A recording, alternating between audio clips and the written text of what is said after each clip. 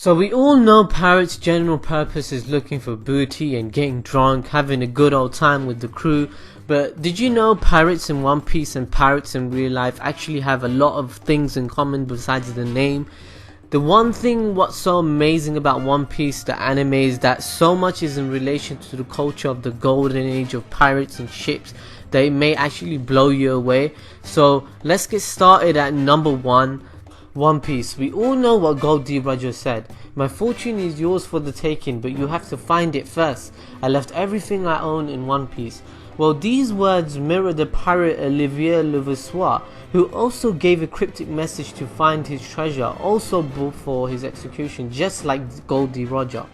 Olivier details about the location of his treasure was a cryptogram on his necklace. Before his execution, he threw it into the crowd shouting, "Find my treasure, ye who understand it." As a result of this, seekers of the treasure hunted for Olivier's treasures for years to come. But unlike in One Piece, his treasure was separated into several pieces, some of which were found by his crew, but some are still out there.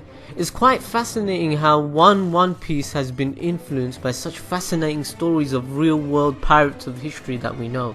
So, number 2. Generally, when we are watching One Piece, the captain is usually the strongest, right?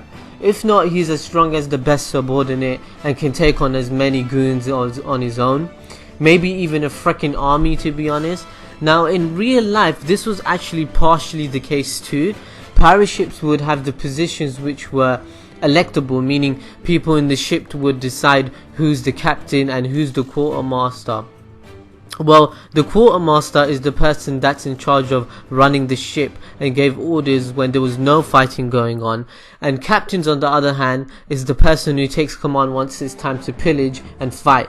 Now, to be elected, there were certain things you have to do, and what type of baddest things you had to do? Well, a good example of this is Francois L'Olonnais, who was a French pirate. Francois, cornered by a large amount of Spanish forces, still managed to take 2 hostages and proceeded to stab one in the chest, rip his heart out and eat it in front of the other pirate mates.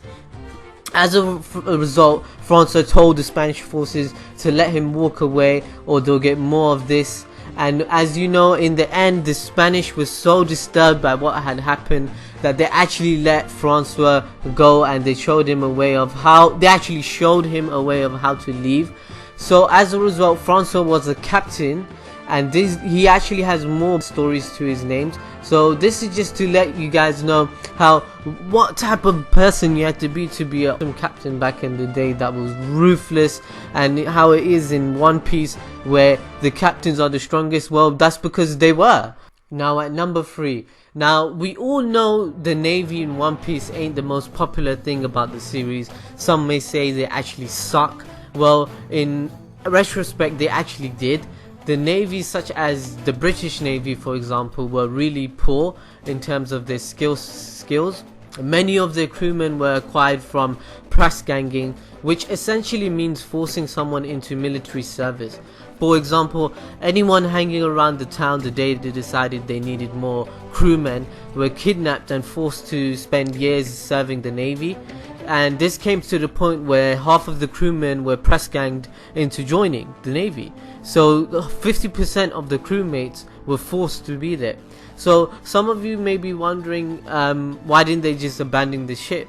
And the thing is, they couldn't abandon the ship is because they were shackled in chains while at the port and they were not allowed to go offshore. And also another thing is, some may say slavery was illegal at the time, so how was this possible as well? So they actually were paid, the crewmen of the time were actually paid wages, but these wages were less than the farmers. And on top of that, 6 months of their salary was withheld from them to prevent them from deserting the job. So all in all, both the Navy in One Piece, the goons and everything, and in real life, no one really liked them. They both sucked. And at number 4, the Shibukai, in which the pirates are sanctioned by the government, sounds like kind of a thing that the creator of One Piece invented and made up. But the fact is, real pirates that you may have heard of, such as Blackbeard and Sir Francis Drake, were actually privateers and pirates. which in other words means they were Shibukai too, if you want to put it in One Piece's terms.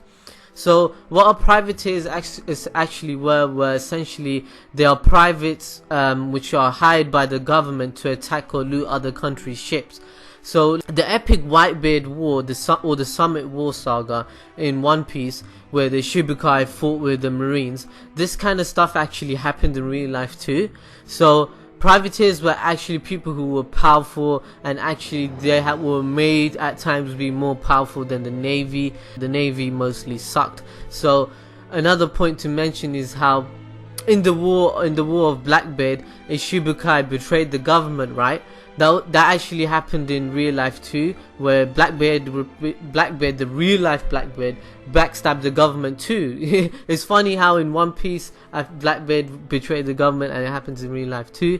And he decided to loot whoever he wanted, but most of the time in real life the crew members would frown upon this because they wouldn't want to destroy and kill their own country's ships. So that's just another point of how One Piece relates to everything to do with real life, and it's quite interesting how the creator of the manga series, how he has interlinked many real life events into the anime. Now at number 5, have you ever wondered how pirates in One Piece are so wealthy in terms of showing captains and ships with lavish things, a brig ship and many thugs with them? So, well, the fact is pirates were actually rich. When pirates used to loot ships, the plunder was divided into shares, with each member of the ship crew receiving 1 share, and officers taking anything between 1.25 to 2.5 shares. So even pirates deemed unsuccessful at that time of the golden age, they would have a year's salary equivalent to that of the average landlubber. A landlubber being someone that isn't familiar with the sea, a normal person basically. Now, that was only for 1 ship, so pirates would loot more than one at a time. So you can see why it would add up and they would become filthy rich. For very large hauls, for example, some crews would make anything between up to $1 million, and it was widely regarded that most pirates would receive something like that at least once. Anyway guys, I hope you guys learned something new about your favorite show One Piece, and please do like, share and subscribe, and maybe check out other videos we have covered, and I'll see you next time going balls deep in more anime.